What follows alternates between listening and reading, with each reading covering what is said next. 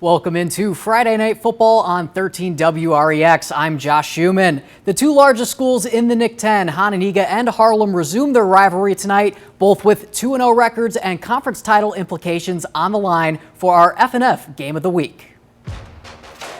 Friday Night Football's Game of the Week is brought to you in part by Feldco, Rockford's home renewal experts.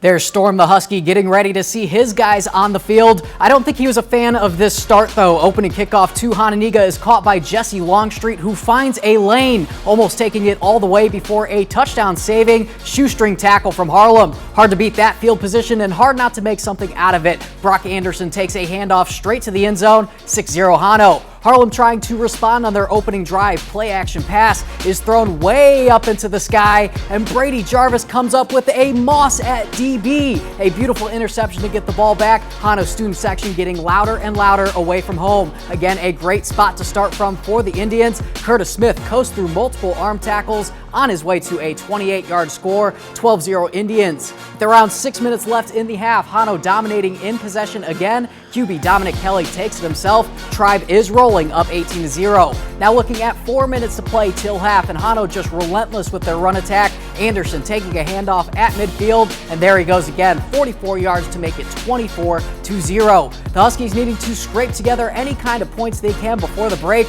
and not many better guys to rely on than Jamani Muhammad catching a wheel route out of the backfield and taking it to the crib. A much-needed score for Harlem, 24-6. And with 4 seconds left in the half, Hano gearing up for another score, but it's picked off by Jackson Cook, 104 yards to the crib right when time expires in the half. But that wouldn't be enough for Harlem. Hano takes care of business, 38-14. Belvidere North looking to keep pace atop the Nic 10 standings, hitting the road to Rockford to face East. E-Rabs back to pass. Belvidere North's Mason Snyder there to snatch the interception for the Blue Thunder. That has the fan section getting loud with their USA theme. Nice red, white, and blue there. East trailing but fighting back in this one. Twain Phillips fakes the pitch, keeps it himself, and gets pushed out of bounds inside the 10. E-Rabs knocking on the door now. Tyshawn Whitty. He's going to take the handoff here and pounds it in to make it a 12-6 game. The East cheerleaders liking what they see, making some noise, but the Blue Thunder going with a little misdirection on the next play to open this drive. Ben Bucher takes it in for the score. North wins it 27-12 to move to 3-0. Boylan also looking to stay among the ranks of the unbeaten, hosting Jefferson, but Jefferson staying strong against Boylan, with both teams still 0-0 towards the end of the second quarter. A much different holdup compared to last season, where Jefferson didn't take home any wins. However, Boylan quickly improving during the second half, up by 20 in the middle of the fourth quarter. Another close game for the Jayhawks, but Boylan squeaks by, winning 20-14. Hall of Fame night at Belvidere, the family of Dr. Dennis Norum accepting his honor on his behalf, and longtime coach in the community, Chuck Pete, also getting enshrined. A special moment for a couple of those who exemplify Buck pride in Belvidere. Belvidere's defense playing with pride against Freeport. Nick Alvarez with the interception. He brings it back to about the 10-yard line. Bucks trail by a score at the half. Former Belvidere coach Tony Ambrosio back in town for the Hall of Fame festivities. Nice seeing him out there. The Pretzels came out strong in the second half. Cam Werner turning on the burners for a huge gain before being brought down inside the 10. It sets up Denarius Epps, who takes a hit on the handoff here, but he's going to spin off of that in for the score. Pretzels get the win, 38-14. And a Rockford rivalry game between Guilford and Auburn. This one played at Wyeth Stadium, with Guilford quickly taking the reins. Vikings up 33-0 by the end of the second quarter, when Guilford's Marquarius Suggs caught a swing pass to kickstart another drive before being wrapped up. Then Messiah Tilson on the opposite side of the field catching some more yards, setting up this play right here. Grayson Weber unleashing the cannon. He dots up Ryan Mayer for the score. The G-Vikes starting to find their flow on offense, beating Auburn 47-0. That covers the Nic 10, but we have a lot more football to get to tonight, including action from the NUIC and Big Northern Conferences. Stick around, more F&F is on the way.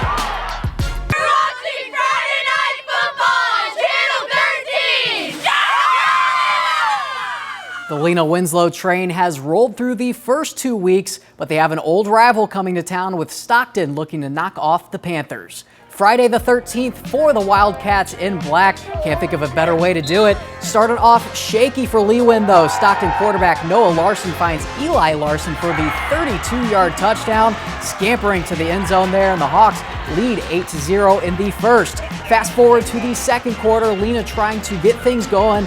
Lee-Win quarterback Cash Lessman, he's going to hand it off to Aiden Wild. That's coming up here in a second as we see them planning this play right here. Cash Lessman hands it off to Aiden Wild for the 20-yard score. It evens things up at 8. So close game on Lee-Win later in the frame. The Larson connection continues. Another bomb sends the Hawks back up, but they can't convert the two-pointer. That sets up Lee-Win to take the advantage before the half. Lessman goes to the air. Actually, we're going to watch the celebration here. Here we go. Lessman goes up to the air, finds Jalen Rokowski for the 51-yarder. Cats take a 2-point halftime lead. It wouldn't be until the fourth for Lee-Win to put this one away. Alex Schlichting takes off for 49 yards, sealing the deal as he breaks through there. Lena-Winslow survives the scare from Stockton, 30-14 the final.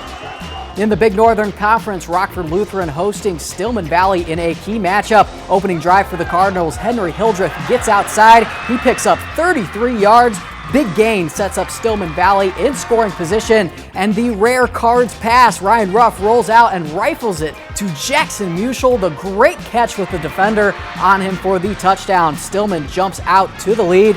Lutheran coach Jeff Ludke plotting a bounce-back play here. And here he goes, Gavin Sander, a nice weapon to have for that. He takes the toss to the outside. Big gain before being pushed out inside the 25-yard line. Sader Nation loud and proud after that one. And the brother connection, another brother connection tonight, strikes for Lutheran. Daniel Ballard hits David Ballard for the touchdown. Coming right at you. Lutheran wins 34-14.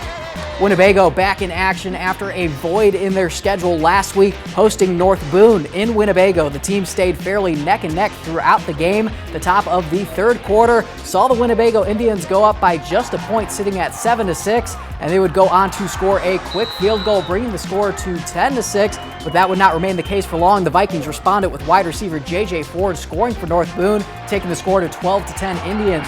The Indians back on offense and looking for that home win. Quarterback Mitchell Cunningham runs in for a score for Winnebago just a few plays later, making it 16-12 Indians. However, North Boone sprung into action immediately with running back Connor Chamberlain scoring a touchdown on the very next play, rounding out the third quarter. And throughout the entire fourth quarter, neither team would make it back into the end zone, making the final score North Boone 20, Winnebago 16. Coming up, we check in with the Genoa-Kingston Oregon game. The surprising score coming up right after this. Watching Friday Night Football on Channel 13.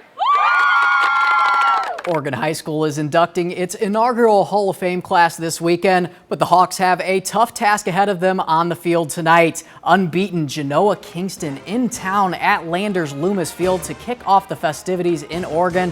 Both teams would stay on top of the defense the entire time, like pretty much the entire first half, because I can already tell you now this was an extremely low-scoring game. Throughout the entire first three quarters, the teams both remained at 0-0, with both the Genoa-Kingston Cogs and Oregon Hawks defenses fighting hard. Tensions were high at the field as everyone held their breath to see who would add to the scoreboard first. In the end, it would be Oregon as wide receiver Gavin Muro scored they kicked a field goal with about 7 minutes left in the game. That would bring the score to Oregon Hawks 3, Genoa-Kingston Cogs 0. The final score for the last game of the night, Oregon 3-0. It's time for our Friday Night Football Game of the Week. We head back out to Harlem, our Play of the Week, rather. Harlem and Hononegah. Harlem's first drive of the game is intercepted by Brady Jarvis. Take a look at that slow-mo. When's the last time you've seen a DB moss the wide receiver? I mean, it's been a while for me. That is our F&F Play of the Week. Such a great Week 3, and some things around the Nick 10 and Big Northern kind of looking a little different than we're used to. Coming up next week was Week 4 of F&F. Thank you for joining us tonight.